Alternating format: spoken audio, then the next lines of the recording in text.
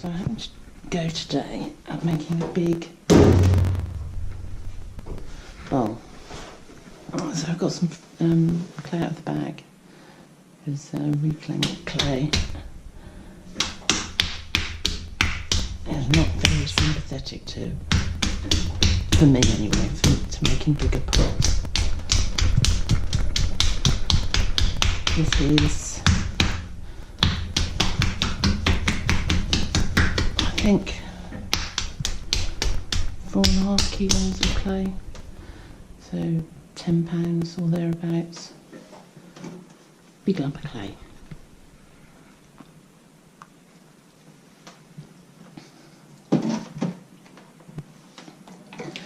Let's see what I can do with this piece of clay, if anything.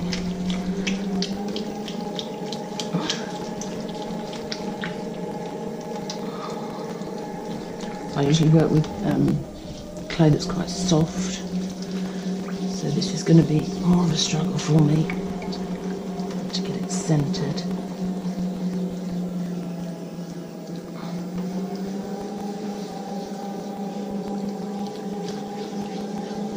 I'll get centering lump up here and then see if I can get the bottom half to come up to meet it.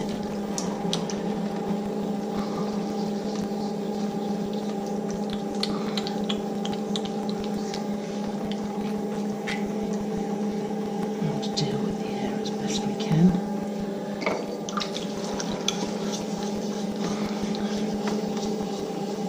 Okay, that's not so bad.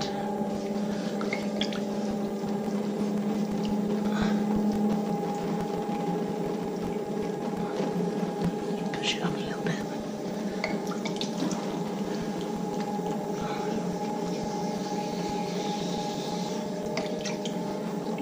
Let's get the top in the middle again. That's better. I have some minor problems that make big lumps of clay quite difficult for me to handle, but it's always worth having a go. Let's see if I can get the top.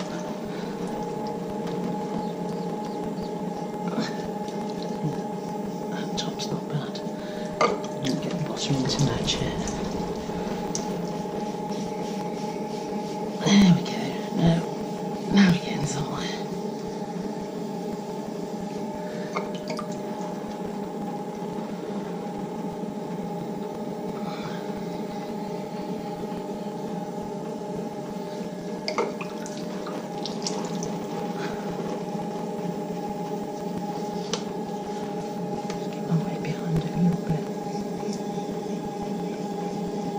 I'll tell you this isn't about strength, and it's not really about strength, but you have to be able to just centre your own body weight so that you can just lean into it consistently. And that's where I struggle a little bit. That's still not in the middle, but we're going to get there. I'm determined we're going to get there. Let's get the wheel speed up a bit.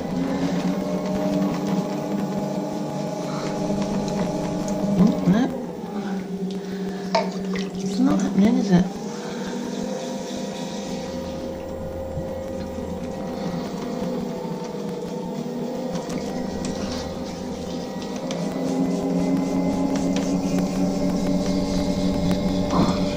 It's getting better.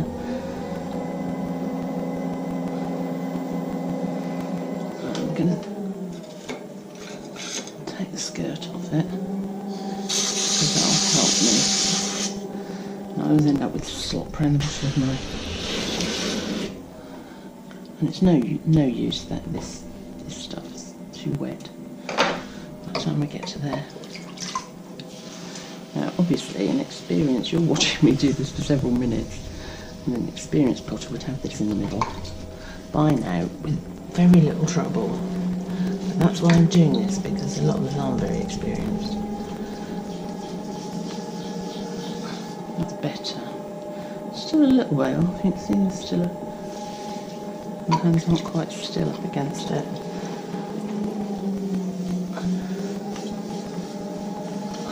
And I don't want to make a rubbish pot. I can do that any day of the week. So I'd quite like to get it in the middle before I start. Sometimes you just have to be patient about this bit.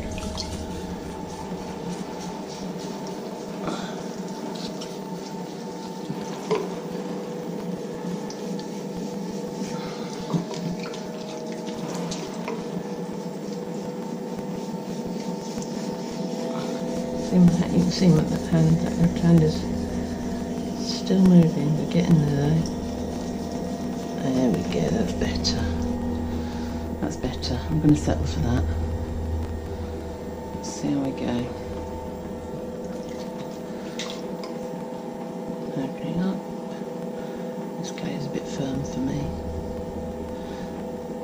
I don't really want this to happen here. So I need to keep it under control a bit.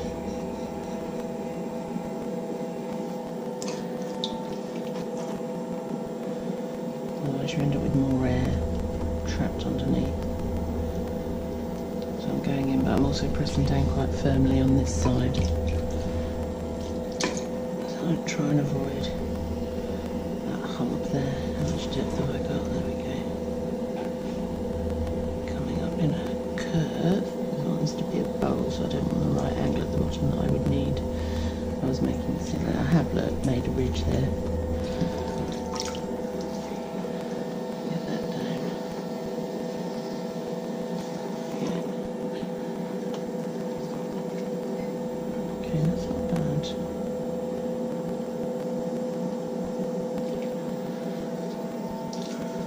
I'm testing the depth. I have my thumb on the outside here. My fingers, where my fingers are in relation to it, to be that sponge. I'm going to go down a little bit more.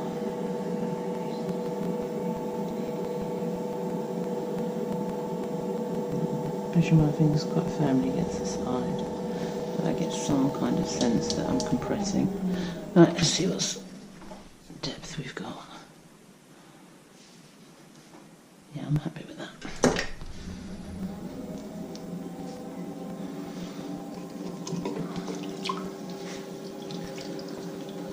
Some clay up. Oh, sounds like I've got a visitor. Hello.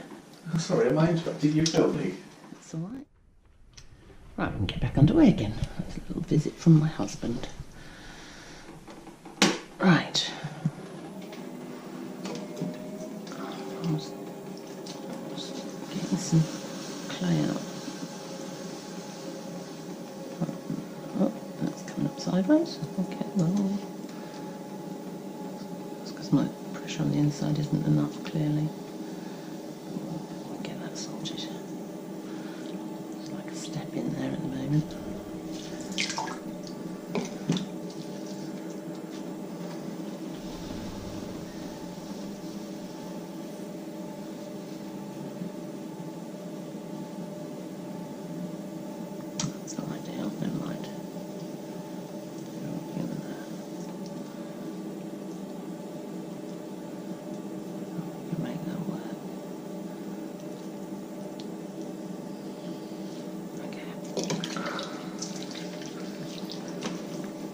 I like the, I don't use a lot of just plain water. I like my water to be quite slippy. I don't know why, it's just a preference. I see a lot of people at the studio, Elsford School of Ceramics, where I'm learning to pot. I see a lot of people filling up their water with fresh water a lot. I like to collect the grubby, sloppy stuff and work more with that. Okay, this is coming up a little bit now. Let's get that rim compressed from an early stage.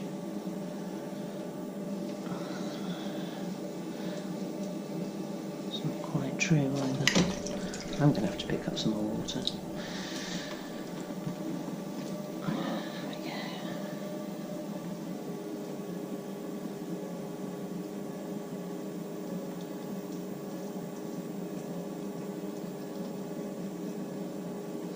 Because the slip's the finest part of the clay, it's the best bit. Which is why when you recycle, if you recycle as much as I do, it's always nice to mix your recycled clay with some fresh clay when you wedge it up. Because it can be a bit gritty and kind of lost some of the fine clay. I'm trying to come fairly straight up with this. It is going to be a more flared bowl. If I can get some height first, in theory it should be easier to then pull it out into a nice bowl shape. At which point it'll collapse, because I always take the thing too far. But if it does, then that's something that you'll all see. Right, I'm not going to muck about collecting all the slop out of the tray. Just refill from one of my waste water bins there. We're all very conservation minded now, which obviously is a very good thing. So I collect water. I'm in a basement here, which is mostly below ground, so it does have a tendency to be damp, which actually is not necessarily a bad thing when you're working with clay. But I do run a dehumidifier, and then I use the water out of that. It's virtually distilled water at that point. There's nothing in it. It's not like tap water. It's full of chlorine and everything. I don't know if it makes any difference to the clay, but it's essentially free water. It's come out of the air, so I like to use that.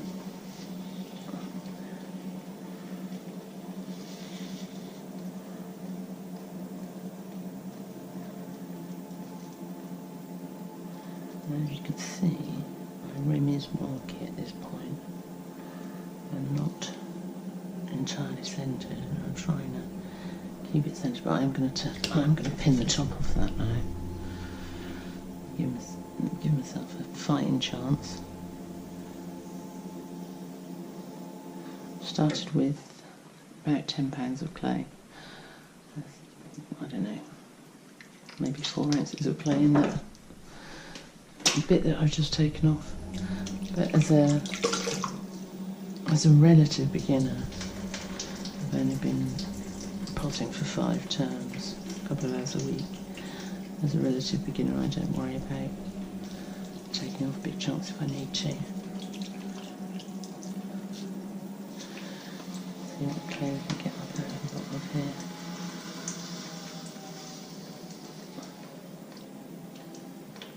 That dripping you can hear.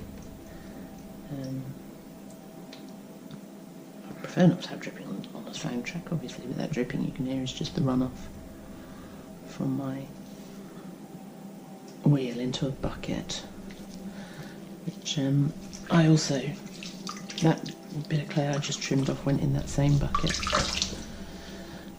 Keep everything wet, and studio dry clay isn't the best stuff. You end up breathing in clay dust. Like I said, I recycle. I like my recycled clay quite soft, so I'll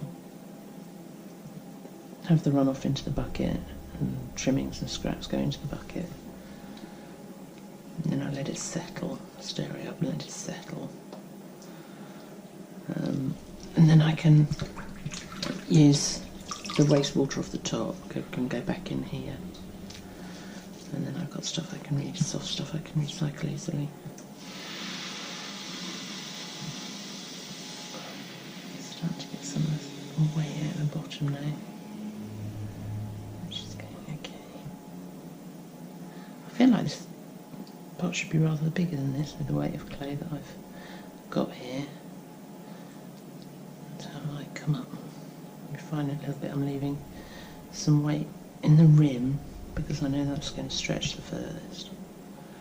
But it's otherwise, as you can see, the inside to the outside is a lot of bulk down here. You need some.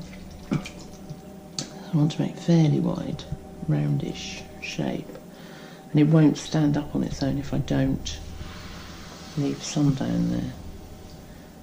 Let's get hold of some of it and see if we can get it up.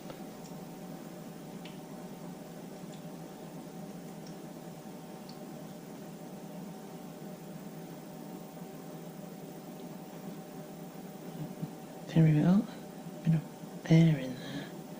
It just popped under the pressure of my fingers, so I don't have to do anything about it. I was taught to get in with a pin tool, but I have a movement disorder, so I'm not always as precise, as accurate on a small scale as I'd like to be.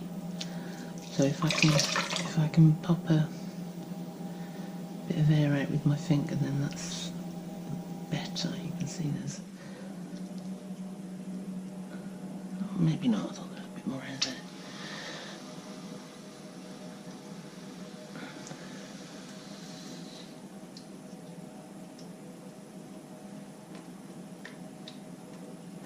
Obviously I've pulled up and worked this clay more than a very experienced potter would do. That's okay. It does mean it's a little bit soft at this stage. So I think before I try pulling again, I think I'm going to get a heat gun on it for a minute or two.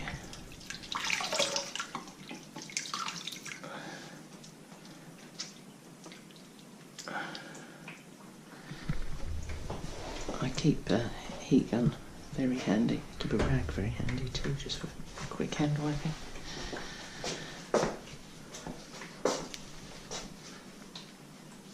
So,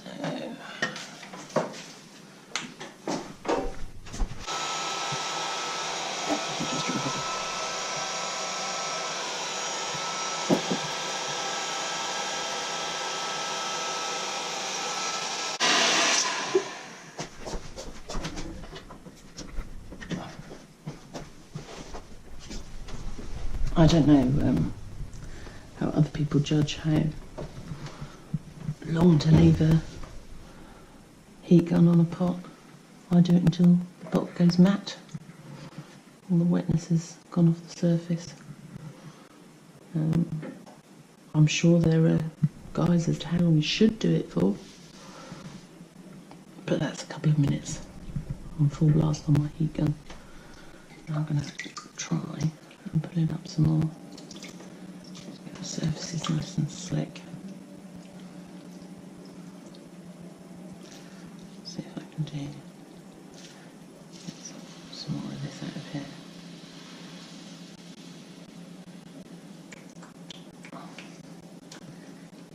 Quite like this to be a little bit better centred too. So when I come to the rim, I'm going to try and do something about that. Try not to go out too far yet.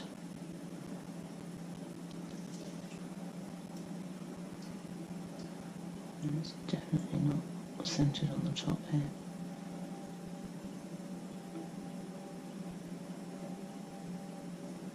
You can see the wobble on it. My efforts don't seem to be having any effect. My efforts just straighten it out.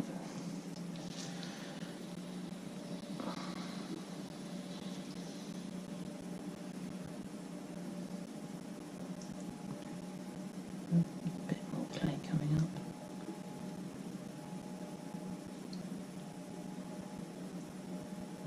I think we are going to have a disaster on our hands with this pot.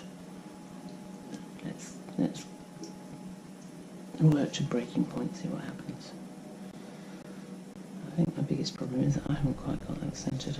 I may not have had it quite centred from the start, which only goes to show that it's a good idea to work on your centering, which when you begin with a pound or a pound and a half, £2, £3, £4, And you start to gain some confidence. You actually believe that you can do £10 of clay at once. You can see the difference on the outside and on the inside. And if I knew what I was doing, I'd know how to get the rest of that clay up.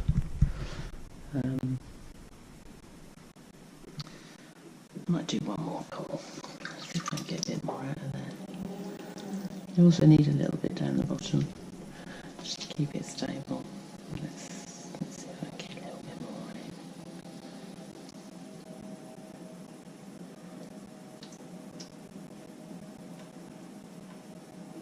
in. Nothing very much is happening here.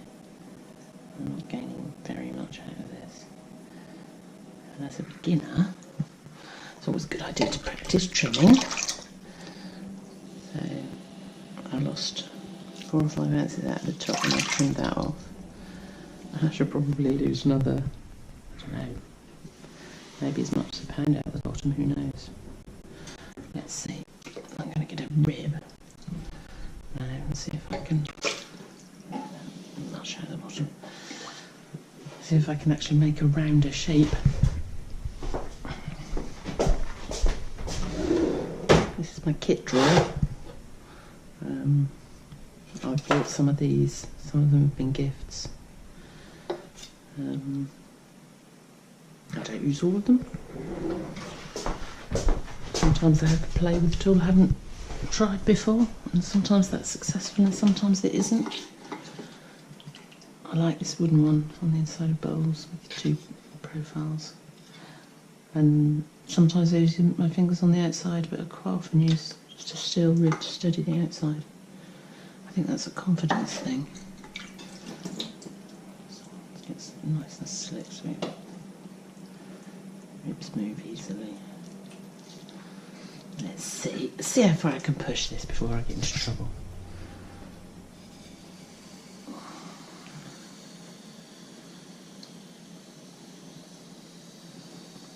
And the ribs fairly opposite each other.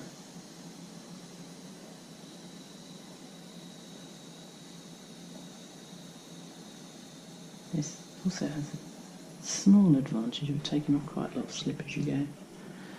Now you see, I'm fairly confident I'm going to get a collapse here because I want the inside profile of the, that doesn't help, does it?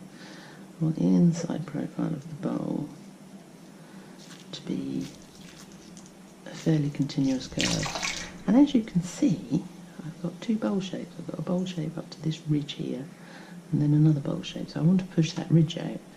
Now I'm pretty sure that if I try and do that, I'm going to collapse this bowl. But that is not going to stop me trying. Because it's only clay. There's always more clay. There's always clay to recycle. So you might as well have a go. Let's see. I might just put a sponge on the outside.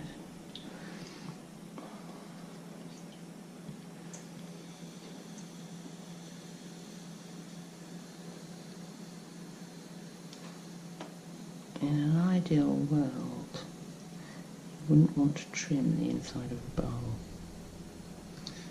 Actually, if I don't get this even close to where I want it, I might give up trying to throw it that way and try and fix it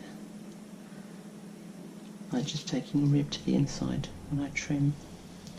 I don't really want to do that if I can help it. Trying quite hard to push that out a little bit. Oh, this is where we're going to collapse the top. If we're not very careful.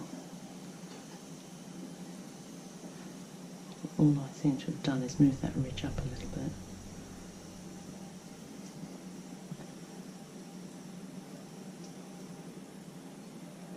And I know that I haven't centred properly because my rim isn't even all the way around. Okay, that's not horrible. Not great, but it's not horrible. So I'm going to get the heat gun on that again before those sides go.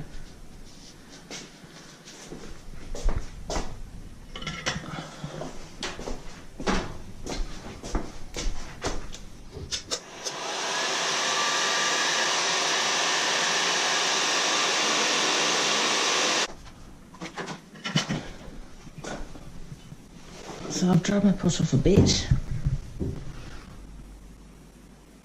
And now I kind of had to decide whether to try and get some more out of this bit of clay because it's not very heavy in the bottom, or to leave well alone. And normally I would keep going. I don't know. I'm tempted to leave well alone. I like personally, I mean, I like a bowl that's either more or less hemispherical or slightly tall. And I would like to get rid of this ridge, but I have got enough. I don't like trimming the size of bowls, but I have got enough that I could do that.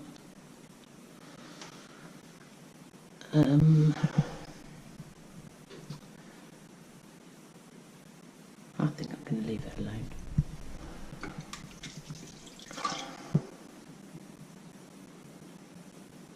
Do something with this ugly rim. This sponge on it, see if I can just make it a little less lumpy. I don't like hard edges on stoneware because you end up with chips.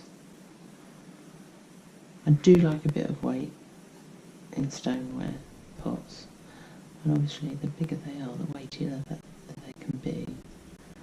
And this is the sort of bowl that isn't going to be filled and carried.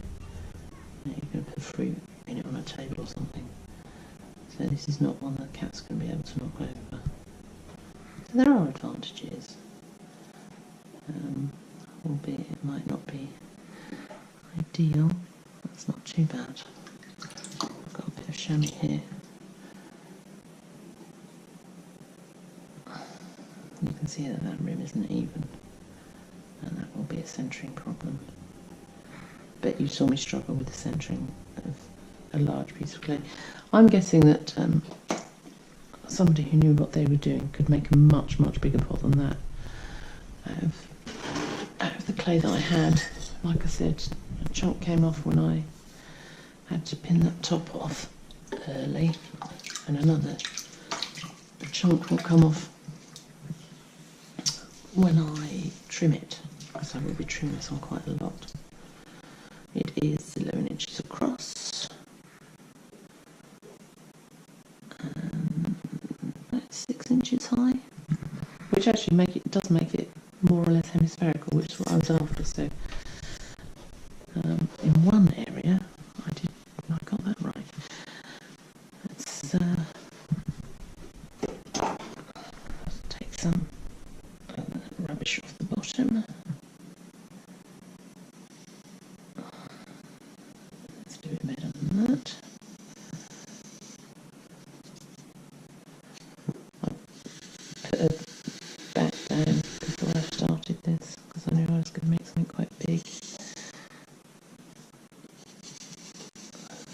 And I struggle with lifting things off, so again a better potter would be able to lift this pot off the wheel.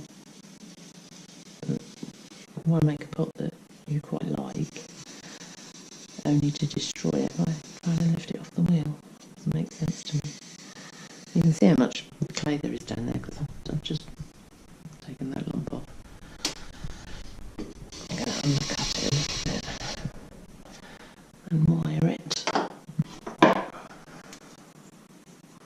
I might take the bat off the wheel before I wire it.